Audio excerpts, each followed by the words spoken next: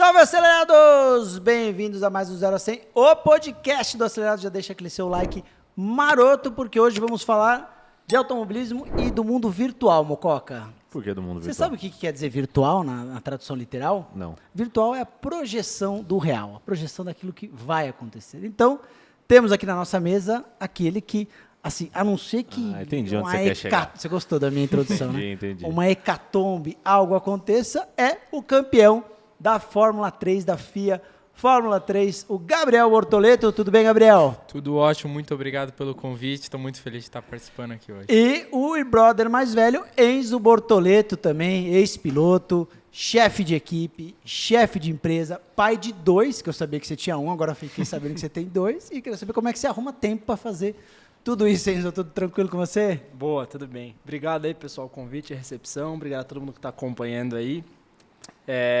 Realmente tudo acelerado um pouco na minha vida, eu não posso negar. Né? Então dá para falar que já fui piloto, cuido de equipe, hoje estou obviamente participando de todo o projeto dentro do grupo Velote, né, da Vicar, cuidando especificamente da Audace, que é quem conduz ali o desenvolvimento do carro novo. E além de tudo tive tempo para fazer 2 filhos. Então, isso toma um casalzinho já para criar bastante, né? Mas legal. É muito gratificante. E tem tido tempo de fazer tudo e principalmente acompanhar o Bibi, né? Esse ano eu já consegui... Bibi, ó, já entregou teu apelido aí. Bibi, meu velhinho, mais novinho. Ele não gostou, deu uma cutucada aí. Bibi, então já conta de onde surgiu o Bibi. Já começa daí, quero saber, Bibi. É culpa dele, sei lá, ele me chamava de Bibi quando eu era menorzinho. Ele pegava o carrinho, o boguinho, dava umas Exatamente, buzinadas, é isso? exatamente. Era o Bibi, ele tinha aquelas tonquinhas, ele ficava lá, Bibi, ele parava, eu falei, já era Gabriel, ficou Bibi da buzina e Bibi pra ser Gabriel. Então você fez bastante Bibi esse ano na Fórmula 3 e a galera saiu da frente, né? Porque faltam quantas etapas para acabar o campeonato? Uma só, Monza. Uma só, Monza, né? Então você está atualmente, para quem não sabe, galera, todo mundo pergunta, o caminho para a Fórmula 1, o próximo brasileiro na Fórmula 1. O Gabriel é um dos brasileiros mais bem posicionados para uma vaga na Fórmula 1, porque todo mundo começa a carreira na Fórmula 4. Aqui no Brasil, a gente tem a Fórmula 4 Brasil, a Fórmula italiana, né? As locais, a espanhola. Depois vai para o caminho natural, vai para a Freca, que você disputou, o Dudu Barrichello disputou também. Depois vai para a FIA Fórmula 3, que é um carro já de quantos cavalos? 400 e poucos? A FIA Fórmula 3 tem 420. 420 cavalos, que já é uma categoria FIA, né? Já tem todo o padrão ali. Um campeonato global, Um campeonato global, só existe um. E depois Fórmula 2, que é o seu próximo degrau natural. Depois Fórmula 1. Conta pra gente como é que tá a tua carreira, o teu momento, desde que você saiu do Brasil. Esse foi um ano que as coisas se encaixaram na Fórmula 3. Exatamente. Eu saí do Brasil quando eu tinha 12 anos de idade para morar na Itália. E eu saí para correr lá de kart na equipe CRG. E aí eu fui subindo de categoria, comecei na 60 Mini, fui para OK Júnior, depois fui para OK Senior, que é tipo graduados no Brasil hoje em dia. Depois fui para a Fórmula 4, fiz 2 anos de freca e esse ano, meu primeiro ano na Fórmula 3, que encaixou perfeitamente. Eu diria, a gente está liderando o campeonato agora, faltando uma etapa para o final com 38 pontos. E como você disse, está tudo muito bem encaminhado para a gente conquistar esse título. Faltou um ponto só nessa etapa para você finalizar nela, na última, né? 1 ponto para empatar o campeonato e 2 pontos para ser campeão. No caso, se eu tivesse passado o argentino Franco Colapinto na última volta ali, eu teria ganho o campeonato, porque eu tinha a volta mais rápida, então era um pontinho, mais a 10ª posição era 1 ponto da colocação. Um fim de semana perfeito dá 38 pontos? 9. 39 pontos. Você tem 38 de diferença. Você só precisa, na própria classificação já dá para ser campeão, é isso? Dá. Se os outros 2, que é o Paul Aron e o Pepe Marti, não fizerem a pole, eu sou campeão. Deixa eu te perguntar, você falou que mudou para a Europa com 12 anos para começar a correr de kart lá. Vocês também têm equipe de kart, né, aqui na Granja Viana, são multicampeões das 500 milhas. Lá que fica meu kart, lá que eu vou brincar de vez em quando, uma equipe super bacana, KartF, né, que vocês cuidam. E quando você foi correr na Europa de kart, tem muitos jovens hoje já fazendo esse caminho, né? Você sentiu muita diferença do nível do kartismo europeu para o kartismo brasileiro? Ah, com certeza. Hoje o nível europeu... Olha aí, tava mais Bibi nessa época aí, hein? É isso que eu ia falar, eu olhei e falei, esse é o famoso Bibi. Aqui você tinha o quê? Uns 11, 12? Esse daí foi o meu primeiro mundial em PFI, eu lembro dessa foto. Eu tinha 13. 12 para 13, se eu não me engano. Foi em 2017 essa foto. E, sim, o nível da Europa é muito mais alto, isso não tem dúvida nenhuma. Eu acredito que é o que eu sempre digo, né? Quando você compete com os melhores, você acaba... Né, se você compete com pessoas que não são os melhores, você chega a um nível que você pode ganhar uma corrida e você não sabe o quanto você tem para melhorar ainda. Na Europa, cara, é todo mundo cada vez superando, então você nunca tem um limite, né, para melhorar. E eu acho que isso foi a principal coisa que eu senti quando eu fui para lá. No kartismo brasileiro eu ganhava praticamente todas as corridas que eu fazia em 2016 na Júnior Menor. E aí eu decidi ir para a Europa, acho que na primeira coisa eu levei um pau lá e aí eu falei, meu Deus, aqui o negócio... Isso é legal, né? Quando você vai para outro ambiente que você fala assim, caramba, aqui o buraco é mais embaixo. Você chegou lá e falou assim, meu, aqui esses caras são ETs. Não, porque assim, eu cheguei lá... A primeira corrida, eu até que, tipo, tava largando direitinho na final. Era o 10º... Não, eu tava largando em 5º, eu acho, algo assim. Só que aí, na final, todo mundo com sangue no olho, assim. Um começou nível, a passar, tacou o outro pra fora. E eu tava no meio da confusão e comecei a levar passão de tudo que era lado. E eu entendi que lá não tinha margem de erro, né? Porque no Brasil, você erra um pouquinho, um cara te passa e acabou. Lá na Europa, não. Você errava vinha 5. Aí você ia tentar ficar por fora, era parede. Então, assim, eu acho que isso era a principal diferença da Europa que eu senti. E assim, eu aprendi muito correndo com aquelas pessoas que competiram comigo naquela época e estão, hoje em dia, Quem são os pilotos que competiram com você? A mesma galera, né? Que tá na Fórmula 3. O Gabriel Mini... Paul Aron, que está em vice no campeonato agora, o Gabriel Mini, o Dino Beganovic, o Pepe Martin, eu acho que chegou a fazer uma corrida ou outra comigo, mas ele não era um dos meninos que andava muito na frente na época do kart, mas eu lembro que ele corria com a gente. Quem mais?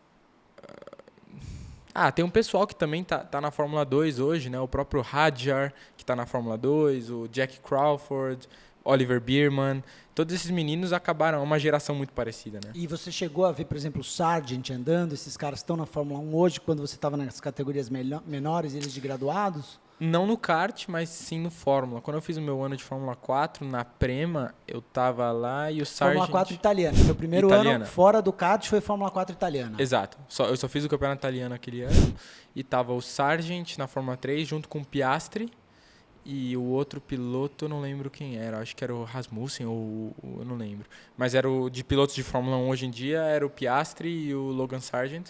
E eu conversei bastante com eles naquela época, porque tinha uns Media Days no começo do ano. Então a gente passava, acho que 3, 4 dias direto juntos. Aí saía pra jantar e tudo. E era um cara bem tranquilo, assim, todos os dois, muito legais. Ô Enzo, e nessa época você ainda estava correndo também. Vocês chegaram a morar juntos na Europa, então, os dois na vida de piloto? Sim, mas não juntos, né? Isso que foi o grande, talvez, a virada de chave, porque eu corri sempre no Brasil, kart, né? A gente fez tudo no Brasil. Eu falo que a gente passou por todos os cenários possíveis e imagináveis. Acho que é isso que levou a gente a construir um pouco essa história que a gente tinha construído no automobilismo, de ter equipe kart, equipe de Stock Car, a própria KTF Vicar como um todo. Abreviação de kart, turismo e fórmula, Isso, né? Exato. E eu fui antes do Gabriel, fiz uma corrida em Genk, de Kazé ainda, coisa de louco, né? Falei, não tem o que fazer, vamos fazer uma corrida de Kazé em Genk. Genk é onde? Bélgica. Europeu de kart. Europeu de kart, imagina. Ou Nunca seja, tinha nível andado. altíssimo de Kazé, então... Coisa nossa. de maluco, né? Mas a gente foi lá, mas foi muito mais por ter uma experiência, porque a gente falou, putz, legal, fizemos tudo que a gente podia ter feito no Brasil, todos os campeonatos de karts possíveis. E a gente foi para a Europa e chega lá, o primeiro impacto que você tem até para você fechar, né, o primeiro contrato e tudo, você já começa a falar de contrato. Para a gente correr tinha que ter contrato para correr. A gente falou, pô, isso aqui não existe no Brasil, né? Como assim? Mas faz parte, como qualquer negócio, a gente falou, pô, faz muito mais sentido. E até na foto aqui dá para ver um pouco, né? Mas o conceito lá é outro. Então lá você tem as equipes, lá, CRG, Tony Kart, Energy, onde você tem lá todos os pilotos que correm pela fábrica. Não é diferente daqui que você compra lá um chassi de uma marca, numa equipe tem kart de A, kart de B. Então a gente começou a ver que era um mundo muito diferente, né? Muito mais profissional. Muito mais profissional. E foi até quando a gente tomou a decisão de falar, putz, meu, Gabriel, se a gente quer realmente, né, tá nesse caminho, tem esse caminho de Fórmula 1, que a gente sempre olhou para isso, né? Ou, na verdade, ser um piloto profissional, né, viver disso, tem que estar aqui. né, se formar aqui. Então, eu fiz esse campeonato o europeu de Kazê, né? E no outro ano o Gabriel já estava correndo lá de 60 mini, né? E aí, no ano seguinte, foi o ano que eu fiquei morando na Europa. Foi meu primeiro ano de Europa, que eu corri de Fórmula 3 inglesa. Que ano foi isso? Foi Fórmula 3, foi 2016. Não, então esse ano era o ano que eu fui correr de 60 mini no meio pro final. Isso, então. Foi o meu primeiro ano morando na Europa, por isso que a gente não morou junto. Ele ficou indo e voltando no início do ano e no final ele foi já pra ficar morando, só que ele estava na Itália e eu estava na Inglaterra. E aí Bem no ano... melhor a Itália, vai. Bem melhor. Bem melhor. Nunca Você era morei muito na pequeno, Inglaterra. vai. Não, mas a Itália é muito boa, não tem o que falar. Eu moro lá até hoje. É, muito bom. O pessoal mais parecido com a gente, lá, aqueles ingleses lá, tudo quadradão. O problema da Inglaterra é o clima, né? Nossa. Fora esse... Clima Saía e pra os correr. E os ingleses. Eu corria de manhã todo dia 12 km. Putz, cara, era triste. Nossa, Era tem que estar triste. muito focado, né? Era triste. Mas família foi junto ou não? Vocês ficaram... Ficou cada um na Inglaterra, Itália e família aqui no Brasil? Não, na verdade tem o Zeca, que hoje trabalha comigo na KTF. Ele tinha ido com a família pra lá. Não sei se vocês vão lembrar, mas teve até aquela época que a Petrobol fez uma equipe, que o Gaetano correu. lembro. Eu fui no mesmo modelo, né? Então a gente foi para correr, fui para correr na Petrobol, fiz um Intercities com eles, né? Ainda em 2015, fiz o Intercities. E aí 16 a gente ia correr, mas putz, acabou desandando lá o negócio da equipe, eu fechei com uma outra equipe. E tinha também mudado o carro, foi para esse carro de Fórmula 3 britânica. Então eu continuei, o Zeca já morava lá, tinha uma casa, eu morei com ele, com a família lá, né, esse um ano. E o Gabriel, no meio do ano, foi morar com o Francesco, né, já o Pai do Francesco, o pai do Gaetano, Guy, foram morar na Itália. Então a gente estava junto na Europa, mas cada um num canto, né. E aí depois, no final do ano de 16, eu voltei para o Brasil, né, fiz um ano lá, tal, a gente olhou o Gabriel lá no mundo do kart, a gente falou, cara, esse é o caminho, vamos focar aqui, vamos dar esse foco aqui pro Gabriel, fazer kart, fazer um negócio. Ele tá sendo bem humilde aqui, ele não gosta de falar exatamente o que aconteceu, mas eu não tenho problema em falar. A verdade é que naquela época, né, vocês sabem que correr na Europa não é fácil em questão financeira, Claro. né, custa muito caro.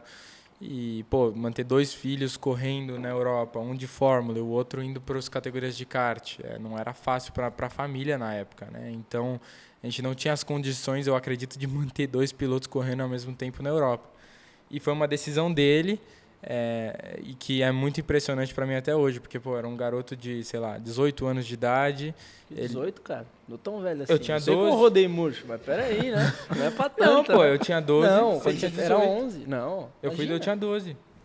Bom, era Tava mais ou com menos 17. isso, tinha 12. Mas que legal, então você abriu mão pra focar na carreira do Foi bebê. que a gente, cara, em casa sempre foi muito conversa aberta, assim, nunca teve... Então a gente olhou e falou, cara, realmente, a gente tá no Brasil, um gastando em libra, outro em euro, não tem muito mistério, né? E a gente olhou e falou, porra, o mundo aqui na Europa é outro nível, né? E se a gente quer, né? E a gente sempre teve isso, cara, a gente quer... E eu feliz por ele, pelo caminho que ele tá, tanto quanto fosse eu. A gente quer chegar na Fórmula 1, quer estar lá, esse é o caminho que tem que ser feito. É o que eu falei, serviu de estrada, né? Talvez a minha passagem pelo kart no Aí Brasil... você fez um contratinho com ele que cada carro de Fórmula 1, quando acabar o ano, vem pra você, pra sua coleção, não é verdade? 90% do que eu receber pro resto da vida É meu. Não, mas mais do que receber é pegar os carros, né? Pegar Não, o carro, montar um museuzinho. esse ano o capacete já é meu, né? Até porque o carro não dá pra puxar da equipe, Capacete mas... é o mínimo, é o né? mínimo, né? É É o o mínimo mínimo. de campeão. Que legal, cara. E aí seguiu essa história. Eu vim pra cá, e aí também, putz, o que vamos fazer? Eu fui trabalhar com meu pai em telecom, a gente tem uma empresa de telecom, Certo. né? E a gente, cara, tem de certa forma gasolina na veia, e foi quando a gente decidiu depois montar a própria Eu KTF. lembro de você né? em 2018, ainda Stock Light, né? Ainda Isso. chamada Stock Light. Você correu uma época, aí vocês montaram a equipe, a KTF, pra correr na Stock Light, certo? Isso, exatamente. A gente Aí começou a montar o carro em 17, já construindo a história, putz, vamos fazer um carro bacana para correr de Stock Light, e eu competi em 18 na Stock Light.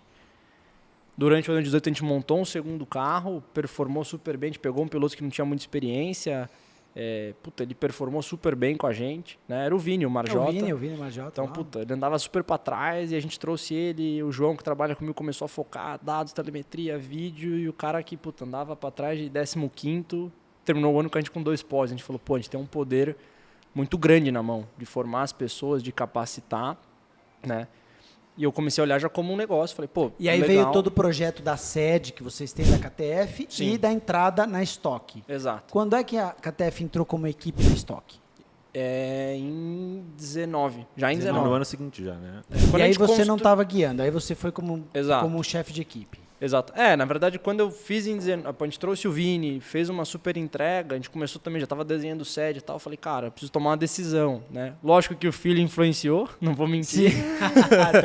Também tem Tem essa. um fator, mas eu olhei e falei, cara, eu preciso tomar uma decisão, né? Porque ser piloto, cara, você sabe bem, você passa por isso um pouco, né? Lógico, não no nível que a gente está Claro, comparado claro. ao Gabriel, Mas mas com eu vejo a certeza dedicação exige dele dedicação e absoluta. dos pilotos, que é uma coisa absurda. É treino, dedicação, simulador, as etapas, estudo com a equipe, engenharia. Ele passa mais de 12 horas por dia no simulador, né? E não é brincando. E é né? acordar pensando em corrida e dormir pensando em corrida, né? Você não precisa Exatamente. pensar em folha de pagamento, pensar em contratação, que é o que você estava ali no momento tendo que gerenciar, né? Isso Exato. tira o foco. E né? quando eu fundei a KTF foi num conceito, muito do que eu vivi lá, do que a gente estava vivendo lá, seja do kart, do que eu vivi na Fórmula 3, de falar, cara, a gente tem que ter tudo dentro da equipe. Porque quando eu corria, era, putz, você tem que ter o assessor, o fotógrafo, o preparador físico. Cara, eu ficava tão preocupado quando eu corria até no Brasil um pouco, né? Ou quando eu estava no kart mesmo, tanta gente que eu tinha que ter para assessorar, que eu falava, cara, eu tenho que construir uma equipe que isso tudo está embutido. Né? Quando o cara vem, o cara tem que estar preocupado. Eu tenho que estar preocupado em ter o melhor preparador, ter o melhor tipo de comunicação, ter o marketing para fazer a venda de patrocínio desse cara no futuro. E esse cara vir com o único foco e objetivo de ser o melhor piloto, de treinar para ser o melhor piloto. Né? Então isso a gente construiu, começou a construir em 19, compramos a equipe de Stock Car. Putz, hoje a KTF está aí, está super saudável. Quantos né? carros vocês têm hoje na estoque? 4. 4 carros. Salas, É o Kaká, Salas Kaká, Salas, Digo. Rodrigo Batista e o Felipe Batista. e o Felipe Batista. 4 carros sempre performando bem, né? Vocês já tiveram resultados Sim. excelentes ali. A estoque é a briga por milésimo, né? A gente viu essa última etapa do Velocitar. Acho que na classificação, os 6 primeiros eram todo mundo no mesmo super. décimo, né? Um negócio surreal. Agora, antes da gente voltar aqui para falar um pouquinho de Fórmula, me conta, já que a gente está falando da empreitada familiar de vocês no automobilismo brasileiro, começou com a Stock Light, a equipe de Stock Light, evoluiu para a KTF, para a sede da KTF maior, Stock Car, e depois para o grupo fez a aquisição da Stock Car, né? Comprou os direitos da Stock Car e começou a promover a categoria. Isso foi em 2020. Final de 20. Final de Final de 2020. E aí a gente teve agora, essa semana passada, a divulgação do novo carro da Stock que vocês trabalharam. Conta um pouquinho como é esse conceito de desenvolver um carro novo. Vocês não estão só na parte comercial, vocês estão na parte técnica também, né? Gerenciando tudo isso. Como é que está essa parte? Quando a gente terminou ali, né? Lógico, a equipe continua crescendo, está super bem, né? Em resultado, em entregas, em tudo. Então, assim, a gente olhou e falou, cara, realmente o Stock Car é um negócio sustentável, faz sentido. E como é que a gente melhora esse negócio? Eu estava só como equipe, a gente olhava e falava, cara, como é que Stock a Car gente... estagnada há muitos anos da mesma forma, né? Sim. Uma categoria grande, consagrada, mas não tinha muitas novidades, né? Então a gente olhou e criou um conceito, na verdade, né? Pô, temos que melhorar a categoria em diversas entregas, diversas frentes, modernizar principalmente, né? Trazer tecnologia, inovação, novas empresas. E o mundo do automobilismo sempre foi um laboratório de inovação, né? E é isso que a Stock Car tinha deixado um pouco de ser, porque estava defasado, vamos falar assim, né? Faltava gente pensando, investimento também, obviamente, né? E de certa forma estava, né, numa outra empresa que era um produto que estava deixado de lado e a gente olhou como um diamante bruto, né? Vamos falar assim. Então a gente trouxe a Stock, montou as lojas, né? Então a gente tem as lojas de Stock Service, né? Que é para ser para os parceiros da Stock Car, é uma máquina de vendas, né, vamos falar assim. Então, a gente olha e fala, pô, legal, eu chegar lá e pedir para Hankook me patrocina, me dá pneu, é uma coisa, o cara pode falar assim ou não. Agora, a hora que eu chego e falo, cara, eu tenho lojas aqui que podem vender até 100 milhões de pneus no ano, 10 milhões de pneus no ano. Pô, faz sentido? Pô, quanto de share o cara aumenta isso aqui no Brasil? Então, eu saio até um pouco do marketing e levo o negócio muito mais para o lado comercial, né? Então, esse é um dos conceitos. Então a gente, né, criou o Veloci Group, né, que é a holding, onde tem a Vicar, que é detentora de todos os campeonatos, Stock Car, Stock Series, TCR, Fórmula 4 Brasil. As lojas, né, que vem rodando, vem crescendo cada vez mais. Hoje a gente está com 9 lojas. Uma curiosidade, vocês montaram do zero, não adquiriram nenhuma rede? Do zero, a gente montou todas do zero.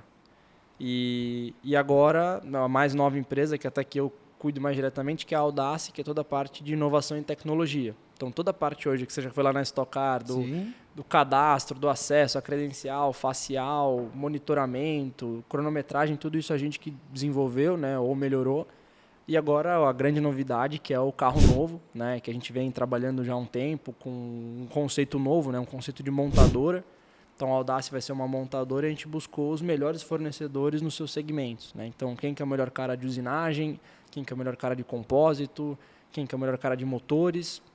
E a gente é responsável tanto pelo projeto quanto por juntar todos os componentes e fazer o carro rodar e produzir esses Então, carros. o carro novo da Stock é um carro que a litragem ainda não foi divulgada, né, do motor. Não sei se pode Foi falar. 2.1. 2.1, 4 cilindros turbo, continua chassi tubular, mas é um carro que tem uma modernidade muito maior do que tinha antes, mais fibra de carbono, asa móvel. O que mais você pode contar do carro da Stock para quem curte a categoria, para quem assiste, vai ver de principal diferença? Um carro mais rápido também, imagino. Sim. A gente teve alguns pilares, né, que a gente colocou como projeto, né, que era um carro mais seguro, um carro mais leve, um carro mais conectado, né? Então a gente foi seguindo, né, um principal ponto, um carro de muito mais fácil manutenção e manuseio das equipes e dos mecânicos, né? Então esses foram nossos objetivos.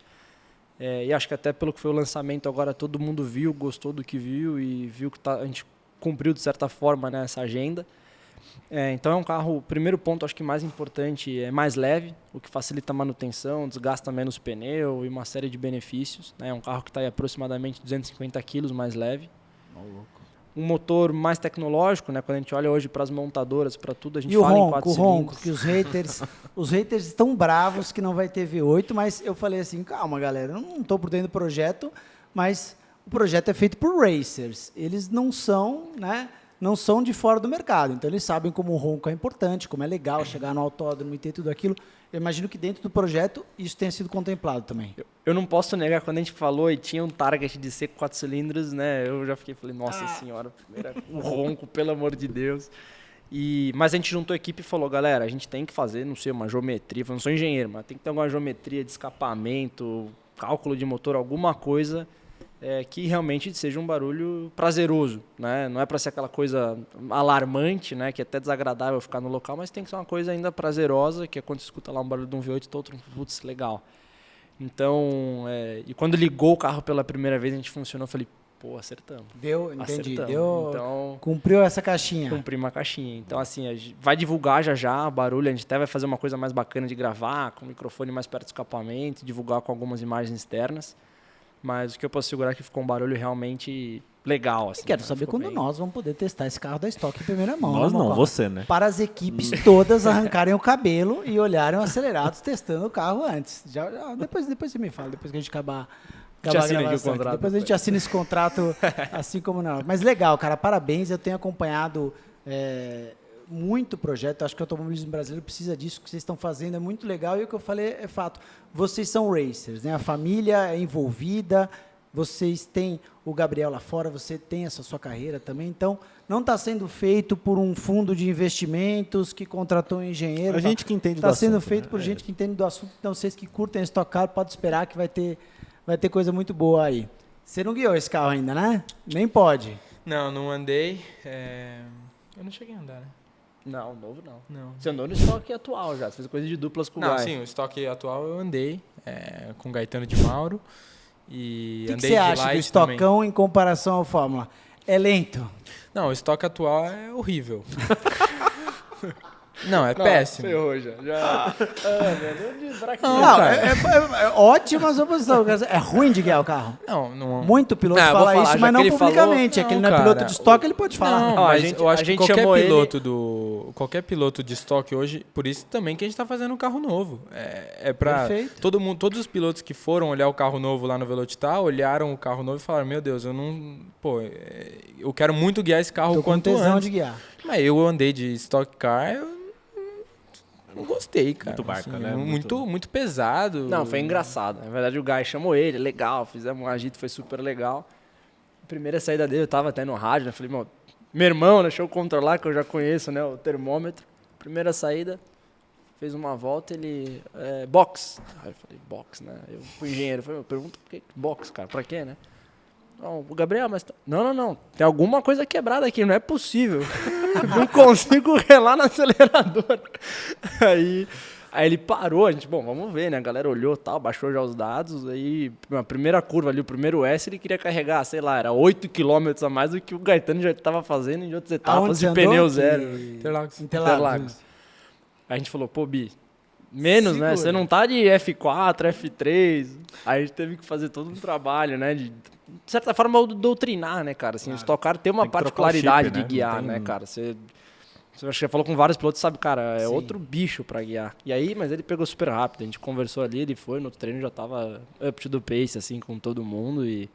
Mas foi engraçado, a primeira andada foi engraçada. Com quantos anos? 16 anos, 17 Eu anos, tinha né? Com todo o gás. 16, foi ano passado, eu tinha 17. 17? 16 para 17, algo assim. Os caras que vendem isso aqui, ó, você vê o carro assim, é um formulinha com pneu mais fininho e tal. O que faz de curva um negócio desse? Não, O mas que carrega de É que você velocidade quer saber de uma coisa? impressionante. Quando eu andei de Stock Car, eu já tinha andado de Stock Light. Eu fiz uma etapa e ganhei a corrida da Stock Light, né, que eu fiz.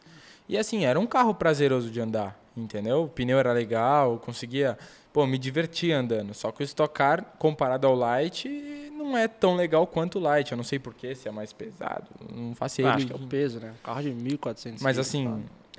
realmente o Stock Light eu me esse diverti estoque, mais. olhando de fora, depois que ele precisou ter as peças dos carros de rua, ele pesou mais ainda, né? O antigo acho que era um pouco mais prazeroso de guiar. Mas vamos voltar lá para tua carreira na Europa. Fórmula 4, esse primeiro ano com a Prema, como é que foi esse campeonato? Ah, não foi muito bom não, assim, eu não... Teu primeiro ano de Fórmula. Eu cheguei em quinto, que não é um resultado ruim para um primeiro ano de Fórmula, mas eu sabia do potencial que a gente tinha de chegar. Eu sofri com muitos problemas de motor essa temporada. Muitos mesmo, até o final da temporada. Os únicos momentos que eu realmente consegui brilhar nessa temporada foi na chuva. Chovia e eu enfiava um segundo e meio nos caras. Assim, Esse é aquele motor 1.4 turbo, né? E assim, é um Abarth. E quando eu andei nesse motor, não sei, sinceramente eu não sei, eu nem tento pensar mais nisso, porque já é o passado, mas assim, é um campeonato que era um pouco estranho, assim. Tinha um motor que andava muito mais que os outros, aí no treino um andava, o outro não andava. Motor turbo para equalizar é difícil. Quero ver agora. Sabia que essa ia vir no... Mas eu já ouvi esse depoimento de muitos vários pilotos Mas acho em que relação é até legal falar, porque esse é o Fórmula 4 Gen 1, e o que a gente tem correndo hoje no já é o Brasil 2. é o Gen 2, Sim. né? E conversando até com o pessoal que faz os motores da Autotécnica, eu falo porque eu tenho acesso aos dados totais, a gente estava discutindo isso, né? Esse Gen 2 já eles têm um controle hoje, né, da admissão, e tanto a borboleta quanto o turbo, ele fica corrigindo de acordo com o que está entrando de admissão, ou seja, do que o carro está gerando de potência. Então eles controlam como se fosse por um output de potência, e aí fica tanto a borboleta quanto o turbo flutuando, né? Entendi. E isso não tinha no Gen 1. Então foi até uma já coisa é bem que... melhor em termos de equalização. Exatamente. Depois da Fórmula 4, aí a Freca, certo? Certo, eu fiz esse ano de Fernando Alonso. Bonito o carro, hein? Bonito, né? Essa equipe é do Alonso? Não é Era, mais, tá. ele já vendeu essa equipe. Eu fiz Acho que o Alonso está endividado, que ele vendeu uma Ferrari Enzo, vendeu a equipe, eu não sei. Acho que o tio da Aston Martin lá... Tá solteiro deve tá agora, pagando né, só cara? o Vida homem de solteiro é solteiro muito caro. E eu Vamos fiz lá. essa temporada de FA, foi uma temporada razoavelmente boa, do meio pra frente. Sinceramente, eu não sei o motivo. Eu tava sempre andando em P15 e P20, e aí no começo pro meio da temporada, era uma equipe que eu acabei escolhendo de última hora, porque deu um problema com a que eu ia andar, e aí essa era a que tinha sobrado, e eu acabei entrando. E andava lá pra P15 e P20, e aí em Spa, na última volta da corrida na chuva, eu bati sozinho, eu saí de uma curva, rodei, bati e quebrei o motor no meio. A gente colocou um motor novo para a segunda corrida de Spa e eu larguei de P20, já vim para P10, eu acho. Falei, o negócio aqui é legal, né?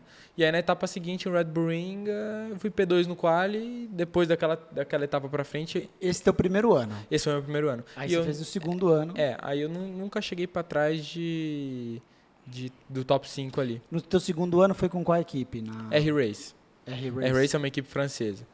E foi um ano razoavelmente bom também, assim, não tinha muito o que a gente fazer, a gente demorou muito para acertar algumas coisas dentro da equipe, mas foi bom, a gente teve um bom aprendizado ali. Isso é outra coisa que é chave na carreira do piloto que vai na Europa, né? a equipe em que ele vai estar. Porque apesar dos carros serem iguais, né, os engenheiros são diferentes, as estruturas, enfim, muda muito. Como é que funciona isso, por exemplo? A gente sabe que a Prema é a melhor equipe em tese, uma das mais vitoriosas hoje.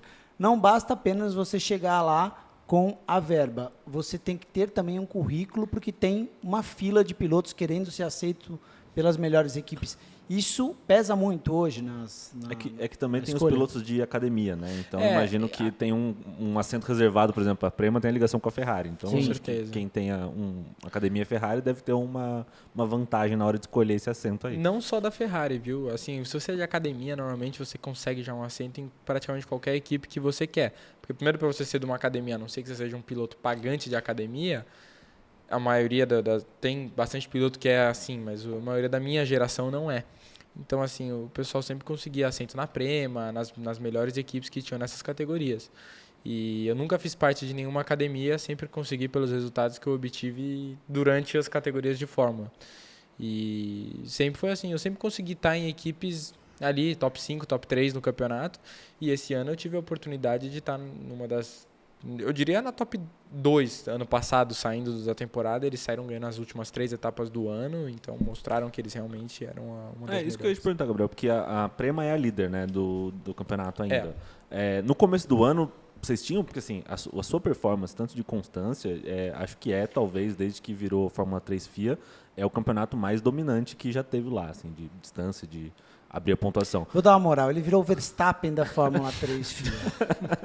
É mais ou Não que menos ele isso. precisa, porque ele está conseguindo pelos méritos Não. dele, mas é isso, né? Uma dominação. Mas a minha que dúvida nunca é existiu. se existia, assim, sem nenhuma Dominância. demagogia, se existia esse pensamento já no começo do ano, ou se foi uma surpresa até para a equipe, do tipo, a gente não achava que ia abrir uma distância tão grande. Não, assim, é difícil você saber quanto você vai abrir num campeonato, porque não depende só da velocidade. Muitas vezes você é o cara mais rápido do grid, mas você não consegue terminar as corridas porque você não tem inteligência suficiente para fazer isso. Mas, assim, ano passado, meu primeiro treino de Fórmula 3, eu lembro que eu nunca... O meu carro mais rápido que eu tinha andado tinha sido isso, que era um Freca, que acho que, se eu não me engano, chega a ser de 5 a 10 segundos, dependendo da pista, mais lento, e com F3. Tudo isso. É bastante. E, assim, é um carro bem lento, não tem downforce e tudo. E o Fórmula 3, meu primeiro treino tinha sido em Jerez, no teste pós-temporada da Fórmula 3, que é um teste oficial. Esse é o 3. Esse é o 3. E eu lembro que eu nunca tinha andado de GP3 nem nada, porque muitos pilotos se preparam para ir para esses treinos de Fórmula 3 com treinos de GP3, que é um carro muito similar à Fórmula 3. Que era o FIA Fórmula 3 antigo. E assim, como eu estava no Brasil nessa época, e aí eu recebi a oportunidade de estar na Trial, a gente falou, a gente vai te testar no teste de Jerez. E, cara, no meu primeiro dia, assim, por o carro ser muito mais rápido, eu tava ok, assim, tava andando bem ali no top 5, eu já tava contente por nunca ter andado de um carro parecido, e eu sabia que todos os meus concorrentes, assim, o Mini, Beganovic, esses caras tinham feito mais de 5 dias de treino já de GP3. E aí, no final do primeiro dia, eu acabei no top 5 sem colocar 7 pneu, porque eu bati voltando pro box. E aí... Bateu voltando pro box. Meu engenheiro falou, volta rápido porque a gente tá sem tempo. Aí eu fui voltar rápido, peguei um pouquinho de uma brita assim, traseirei e não é que eu bati forte, eu só encostei o bico. Entendi. Só que aí o meu carro teve que rebocar pro box, a gente perdeu o set de pneu. E a gente foi pro dia seguinte, de manhã, e aí eu fui 5 décimos mais rápido que o segundo. Naquele momento, foi o melhor tempo do dia enfiando 5 décimos. Falei, cara, me dei bem com esse carro. Gostei Tô desse rápido. carrinho. Exato. E aí, desde aquele momento, a gente sempre... Acho que o meu pior resultado tinha sido até 2, 3 etapas para trás. Um terceiro colocado. O que você qualquer acha sessão. desse carro em relação ao Freca, por exemplo, que você olhou e falou assim, gostei dele por quê? Ele tem aquela frente que morde, eu dou volante, eu dou pé a hora que eu quero. É exatamente isso que você falou, cara. Esse carro é um carro que parece cada Tá vendo, vez... Mococa? Olha aí, ó. Tá vendo? Não andei, mas eu conheço o Mococa. É que eu nunca guiei um outro carro sem ser o da Trident. Eu sei que o carro da Trident... É mais especificamente do Fórmula 3. Mas o Fórmula 3 em si, tem gente que fala que é de um outro jeito do que eu penso. Mas assim, o meu carro, cara, ele tem uma frente absurda. Eu gosto de andar com um carro com muita frente. É um jeito que eu estou acostumado a pilotar, mas em curva de alta, se aponta o volante, o negócio já tá... A traseira já começa a vir, entendeu? E assim, é um carro que tem muita tração em volta, tipo, quando você está com set novo de pneu, tração, velocidade de curva de alta, é um negócio absurdo o downforce que tem. Quanto mais você carrega, mais downforce gera e, cara, é um negócio eu estava incrível. conversando com o Nicolas Costa, que é o líder da carreira Cup na Porsche, e ele correu de... Acho que ele não correu de FIA, acho que ele correu de GP3. Ele falou que tomava 8 segundos em Barcelona, se eu não me engano. É mais ou menos, do Fórmula 1, é mais ou menos esse o gap e o carro já está... Hoje a Fórmula 1 enfia, acho que de 15 segundos na gente. 15. Mas, assim, eu acho que sempre foi isso. Sinceramente, eu não sei se o GP3 chegou. Porque a gente vira 1 ou 2 segundos mais lento do que o GP3 virava. Do que o GP3, entendi. Mas também depende da pista. Você acho pega que foi uma ocasião específica que ele falou que chegou um momento que era menos de 10 segundos. Porque tem pista que você leva menos de 10 segundos mesmo, entendeu? Tipo Mônaco, se eu não me engano, a gente não chega a levar 15 segundos. É mais pista que tem muita reta, que eles são Você muito curte rápidos. guiar em Mônaco? Cara, eu gosto. Eu vou falar a verdade. Eu nunca... Assim, eu sinto que eu não tive a oportunidade de guiar em Mônaco com um carro que encaixou com o meu estilo de pilotagem. Esse ano foi uma etapa, acho que uma das mais difíceis pra gente, porque era uma pista nova para a Fórmula 3, que a Fórmula 3 nunca tinha ido. A gente decidiu ir com um acerto de carro que estava bem fora do que era para ser, entendeu? E assim, mas é uma pista que eu amo e que, cara, é incrível de pilotar. Deu aquela encostadinha no guarda-reio que faz aquele pim, Sempre. todo mundo fala, é mesmo? Volta de quali tem que ter. Pim, como é que é? Tum, pim. A volta de quali, assim, você reza durante a volta. Você fala assim, eu vou dar o meu mar, aí você vai sentindo. Você fala, a traseira vai pegar aqui. Aí tem pim. Você tava naquele ano da freca que deu uma porradona na subida do cassino, acho que teve até capotagem, Eu tava né? pra frente. Mas você tava pra frente e não... Teve uma pancadaria boa ali. Foi forte. Agora me fala uma coisa. Fernando Alonso, qual é a tua relação hoje com o Alonso? Você tem a carreira dentro de uma gestão de pilotos dele, como é que é isso? Minha relação com o Fernando é muito boa. Desde o começo da temporada a gente se fala bastante. Agora um pouco menos do que no começo, por conta que ele está muito ocupado nos negócios da Aston, não está indo muito bem agora. Então eu tento também nem incomodar, porque eu imagino que o final de semana dele seja bem corrido. Mas mesmo assim a gente sempre se fala pré-corrida, a gente sempre tem uma conversa, faz simulador junto e tudo. Mas Bahrein, Melbourne, Mônaco, Barcelona, são pistas assim que, cara, ele sentou no simulador com a gente, na casa dele, e a gente na nossa casa, para fazer simulador com a gente. A gente estava no Discord, compartilhava a tela, aqui legal, você tem que tomar cuidado para pegar tal zebra de tal maneira. Loucura isso. Mas é um cara que dá muita atenção pros pilotos dele, é um cara realmente... Ele passa a impressão pra mídia muitas vezes que é um vilãozão, né? Aquele cara arrogante. Mas, cara, não é. Ele é um cara que é super... Ele é reservado, mas, cara, é um gênio de corrida e sempre tá ajudando a gente. Hoje você diria que o Alonso, como é que vocês definem o Alonso na sua carreira? Ele é o seu empresário, ele é o seu mentor, como é que... O que você diz dele hoje? Mais um mentor, empresário. Ele é empresário também, no final das contas, mas assim... hoje são 3 donos da A14, né? Que é o management Alonso 14, que é o número dele. Tá. E é o Albert, o Alberto e o Fernando. O Alberto é o cara que fica com o Fernando full time do final de semana dele, que organiza tudo para ele e também cuida ali um pouco da A14. E o Albert... A A14, desculpa te cortar, a A14 é uma empresa de management como a do Nicolas Todd, que levou o Massa até a Fórmula 1. Exato. Isso que eu acho que é legal colocar, né? Porque lógico que tem a gente fala sempre do Alonso, mas tem uma empresa, né, que é a A14, que tem esses 3 sócios que o Gabriel comentou, né? O próprio Fernando, o Alberto e o Albert. E os 3 se complementam, acho que isso que é legal. Então o Fernando... O Alberto e o Albert, eles são... Qual é o perfil deles? Ex-pilotos, empresários? Não, eles são mais... Não, a verdade é que eles correram os 2 com o Fernando de kart quando eles eram pequenos. Tá, mas são já foram pilotos? Sim. Não, eles não foram pilotos profissionais. Tá. Mas eles andaram, e aí eles seguiram carreira com o Fernando. O Alberto trabalhava na Ferrari quando o Fernando trabalhou lá. São os caras de confiança dele. Sim, são os braços direitos do Fernando. E hoje em dia o Albert é o cara que fica comigo full time no meu final de semana, sabe? Pra estar do meu lado, pra tudo que eu precisar ali. Eu vi até um post... os contratos. Eu vi um post da Fórmula 1, acho que hoje, 100% Club, que era... Eu vi isso. Max, Hamilton e Fernando. Os que completaram todas as voltas e marcaram pontos em todas as corridas esse ano. Verstappen, Alonso e Hamilton. Por que será que são os 3 melhores do grid? Do grid, assim, incontestáveis, né? E vai de encontro com aquilo que você falou, né? Às vezes o cara é rápido, mas ele não é inteligente para terminar as corridas e para bater roda ali até um certo ponto, né? Você está numa categoria de pilotos muito jovens, com muita energia, com muita vontade de chegar. Às vezes eu assistia corridas até da antiga GP2. Peraí que desligou aqui o meu fone, mas vocês estão me ouvindo? Sim. Então, tá bom. Eu assistia corridas da GP2 e falava assim, cara, essa molecada é maluca. Às vezes é um pega pra capar ali, né? Bate roda e tal.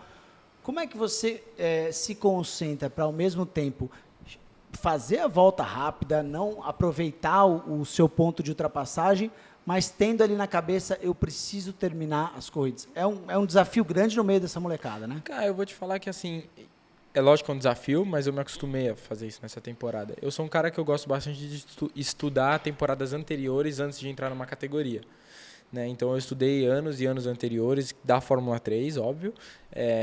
E assim, eu vi que ano passado o Vitor Martins foi o campeão e, se eu não me engano, ele deixou de pontuar em 2 etapas, 0 pontos mesmo. Então assim, um campeão deixar de pontuar em uma etapa significa que algo deu errado. O carro dele quebrou, ou ele bateu, mas... Então assim, no caso do Vitor foi erro de quali dele e tudo. Então assim, o que eu parei para perceber nisso? Assim, e o próprio Novalak, que é um menino que corre na Fórmula 2 hoje, ele correu na Fórmula 3 em 2021 e ele correu na Trident. Ele não ganhou nenhuma corrida, ele foi um cara literalmente puro constância e ele chegou em terceiro no campeonato. Por pura constância. Ele não chegava no pódio toda hora, era um cara que estava ali no pódio uma vez ou outra, mas então o que eu aprendi e eu percebi antes dessa temporada começar? Eu falei, cara, eu sei que os pilotos da minha geração teoricamente são um pouquinho mais inteligentes pelo que provaram em outras categorias no passado. O próprio Beganovic, que está no pódio aí do meu lado, é um cara que comete poucos erros, assim, ele sempre foi campeão da Freca no meu segundo ano. Então, assim, eu sabia que tinham certas pessoas que têm essa capacidade de somar ponto em todas as etapas, se o carro, lógico, possibilitar. Então, assim, eu sabia que ia ser uma temporada que não ia ser fácil, mas que ia ser uma temporada que eu precisava de constância. Então, toda a oportunidade que eu tive de ganhar, eu acho que eu abracei, tanto Bahrein quanto Melbourne, que eu larguei na pole em Melbourne e larguei de segundo no Bahrein. E teve etapa que, cara, como Mônaco não tinha como eu ganhar, eu estava largando de sexto e não tem como passar. Barcelona, eu larguei de quinto, eu não tinha pace para chegar nos caras da frente. Então, eu chegava onde dava. E aqueles pontinhos, se você for ver hoje, ao invés de uma batida que eu podia ter feito no final da corrida para tentar uma posição a mais, somando todas essas corridas, são os 38 pontos que eu tenho de vantagem hoje. E para o ano que vem? Já definiram o que vão fazer? Que equipe vocês vão estar? Já pode falar? Como é que é? Não, definido tá, não pode ainda comunicar, obviamente. A gente está com conversas avançadas com equipes. Tem para a Fórmula 2. Sim, fala, definido tá, é Fórmula 2, acho que, né, nem pode fazer Fórmula 3 e repetir, também obviamente nem fazia sentido, né? Desde que, quando a gente falou lá no início, a 14, o Fernando falou, cara, se a gente estiver ali no top 5 de campeonato, com certeza já tem que dar um step up. Então, definido tá, é Fórmula 2, mas a gente vem conversando com as equipes, né? A gente está numa posição, de certa forma, boa, né? O que o Gabriel fez na Fórmula 3 é o que você falou ali, nos últimos anos ninguém fez, então tem as equipes também buscando, conversando, e é o momento da gente, né, junto com toda a equipe que hoje tem que apoia a gente, tomar a decisão mais estratégica e mais certa para, de novo, é o que você falou, é uma soma, né? Você tem que ter um bom piloto, uma boa equipe, para tudo isso se somar e você está de novo disputando um título. Né, e, obviamente, numa posição as equipes de Fórmula 1 estão de olho nos pilotos que estão ganhando Fórmula 2 e Fórmula 3. Com certeza. Vocês já tiveram algum contato? Já souberam de alguma coisa que alguém Fala com o meu sondando? manager aqui, ó. Fala essas bombas também. Porque senão ele fala tudo. Eu pergunto pra lá, porque ele vai soltando. Entendeu? Você já percebeu que eu sou... Emocionado. Não, já tiveram conversas com algumas equipes, né, com algumas desses driver academies. Legal. Mas a mesma história da equipe, né? Pra gente, como a temporada aqui ele tem tido evolução, acho que esse é o principal, não é uma coisa que ele ganhou as 2 primeiras corridas, depois só fez cagada e lógico, todo mundo some, né?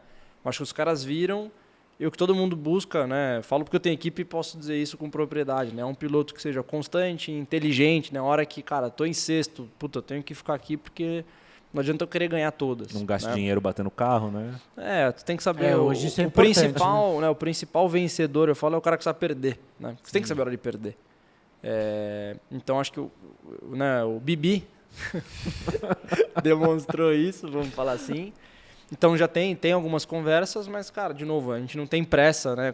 Se a gente veio aqui até hoje, se ele tá na Trident, nunca teve nenhuma academia apoiando nem nada, a gente tá pelo mérito do trabalho da equipe que a gente tem hoje, todo mundo junto, então a gente não tem nenhuma pressa de definir nada, de assinar nada com ninguém, assim, analisar as oportunidades, para ter conseguir ter um bom contrato, né? O mais importante é, de certa forma, tentar garantir, vamos falar assim, uma vaga de Fórmula 1, né? E fala um pouco dos seus patrocinadores. Você está com o Banco BRB também. O Banco BRB recentemente anunciou uma participação na academia da Alpine, foi isso? Isso. Calma aí que enrolou o cabo aqui. Enrolou o cabo. Tranquilo. Já voltou. Emocionou. Sim, hoje eu tô com o BRB, que é um banco de Brasília. Eu tô com a Eburi, que é uma fintech. Eles fazem praticamente assim, você precisa mandar dinheiro para os Estados Unidos, eles fazem essa transição para você com uma porcentagem pequena comparada a outros bancos. E também tem a Americanet, que é a empresa de telecom da minha família. E tem a KTF, que é a empresa do Enzo. Patrocínio master. Coisa linda. Ficou bonito. É estampadão lá, é o que mais aparece. E eu acredito que são esses os meus patrocínios hoje em dia. A BRB e o Eburi entraram nessa última etapa comigo. A gente já vinha em conversas antes, mas assim, eles aproximando agora do fim do campeonato, eu tendo bons resultados, entregas boas de mídia também. Eles viram que tinham interesse e eu que eu conseguia entregar o que eles precisavam. E o BRB agora também indo para o exterior.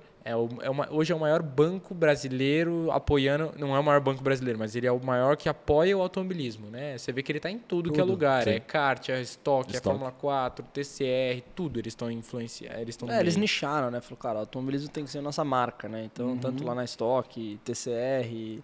E acho que agora o movimento da Alpine também, acho que foi mais né? Tipo, queremos formar pilotos, acho que isso que é legal.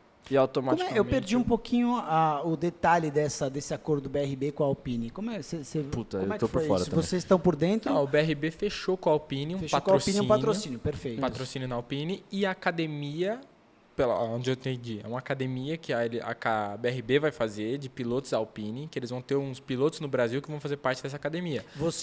Eu não tenho nada a ver com isso. Não tem nada a ver com isso, porque ainda, são pilotos mais em início de carreira. Exato, eu não tenho nada a ver com isso ainda, não tenho...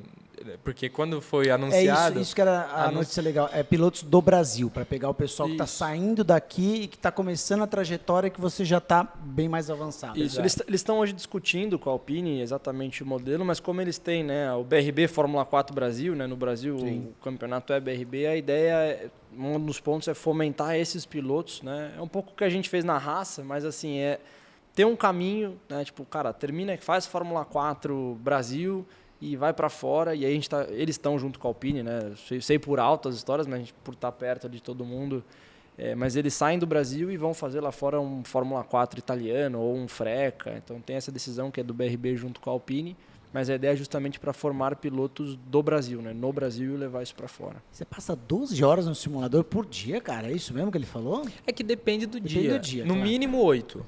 No mínimo 8. No mínimo 8. Teu trabalho... Hoje eu já não vou conseguir passar 12, entendeu? Mas eu tava de manhã. Mas todos os dias você tá no simulador. É que assim, por exemplo, agora eu tô no Brasil de férias. O que você joga? É o que a gente tem acesso fora? É um outro... Mais ou menos, assim. É que hoje eu tenho minha rotina na Itália, né? E eu tenho no Brasil. Hoje no Brasil eu tô aqui no Summer Break para passar tempo com a família e tudo. E eu também tô fazendo todas as programações que o Quick me colocou para fazer. Isso que eu ia perguntar, quem é o teu general ali? É o Flávio? É o Flávio Quick. Eu ia falar isso, eu falei que esse tempo com a família até eu não vi até agora. Desde que chegou... E assim, no Brasil eu não tô conseguindo seguir essa rotina, mas quando eu tô na Itália, que é onde eu passo grande parte do meu ano, que esse ano eu fiquei 7 meses direto lá, eu acabo acordando, digamos, 8, 9 da manhã, um horário comum para mim, e vou pra academia, treino, e depois eu assento no meu simulador, cara, porque eu não faço nada, eu não estudo. E é o software? É iRacing? Eu jogo Assetto Corsa, que eu tenho o server da A14, tem um server no Assetto Corsa, um servidor que tem um carro modificado da Fórmula 3, que é um carro já mais parecido com Fórmula 3, que não é público esse carro, e a gente tem pistas escaneadas a laser, que a gente consegue de alguns lugares, que a gente anda. Então, assim, muitas vezes esses treinos que eu te falei com o Fernando, é tudo nesse server que a gente tem, entendeu? E eu passo, por exemplo, 2 semanas antes de uma corrida, eu sento para fazer todo santo dia o máximo de voltas que der. Porque, assim, não é que... Tem gente que fala assim, mas você faz muito, você acaba passando do limite. Realmente, tem gente que é assim. Eu não sou assim, porque eu amo... Cara, o tempo passa, eu olho e falo, caraca, são 10 da noite, entendeu? 10 da noite e os negócios passam e eu nem vi. Então, assim, acaba que eu me divirto também. E eu tenho meus amigos que jogam comigo e, cara, passa o tempo voando, um abaixando o tempo do outro e eu gosto, eu me divirto. E tem o iRacing também que eu jogo, mas aí é mais por diversão, que não é tanto diversão, porque você também está dirigindo um carro. E eu gosto de pilotar outros carros que te proporcionam técnicas diferentes. Entendeu? Eu gosto de andar de GT3, por exemplo, porque me força a mudar o meu estilo de pilotagem, entendeu? E para eu aprender coisas novas, porque senão eu só fico no F3 e qualquer mudança que tiver em qualquer coisa, ou um carro de Fórmula 2, eu tenho que estar habituado já a conseguir uma mudança rápida. Então eu gosto de treinar de GT3, qualquer carro que for, entendeu? Na iRacing. E é onde eu passo de 8 a 12 horas, dependendo do dia. Então, a gente precisa encerrar, porque vocês também têm vários compromissos hoje. Eu queria te perguntar o que você fala para a meninada hoje que está vendo a gente com 8, 9, 10 anos, quer seguir a carreira da Fórmula 1, quer ir para fora. O caminho é longo e o caminho exige muita disciplina, né? Exige muita disciplina, exige total dedicação da sua parte. Então, assim, não abandone os estudos nem nada, mas, assim, se você sabe que o seu foco é a Fórmula 1, esse tem que ser a sua prioridade, na minha opinião. E, assim, foi o que eu tomei na minha vida. A minha prioridade sempre foi os esportes. Sempre fiz os meus estudos necessários também, senão minha mãe nunca ia deixar eu correr, entendeu? Mas, assim, eu diria que, opinião minha, compra um simulador, treina bastante, se dedique, vai para academia, esteja pronto para qualquer situação. Porque um dia pode ser que você esteja sendo testado por alguém e você tem que estar pronto para esse momento. Que já aconteceu comigo e talvez eu não estivesse pronto. Então, hoje é a maneira que eu vejo. E vai para a Europa cedo correr de kart. Se possível, pelo que a gente viu. Meus amigos, muito obrigado pela presença de vocês. Desejo toda a sorte do mundo. A gente é apaixonado por esse esporte. Então, com certeza, a gente acompanha essa trajetória e torce demais, tanto pelo sucesso da KTF, do Grupo Velotti, da Audácia aqui no Brasil, com a Stock Car, o seu lá fora também nesse caminho da Fórmula 1. E a gente só quer uma coisa quando você chegar na Fórmula 1. Que é apoiar o nosso projeto antigo de assistir o GP de Mônaco de bote.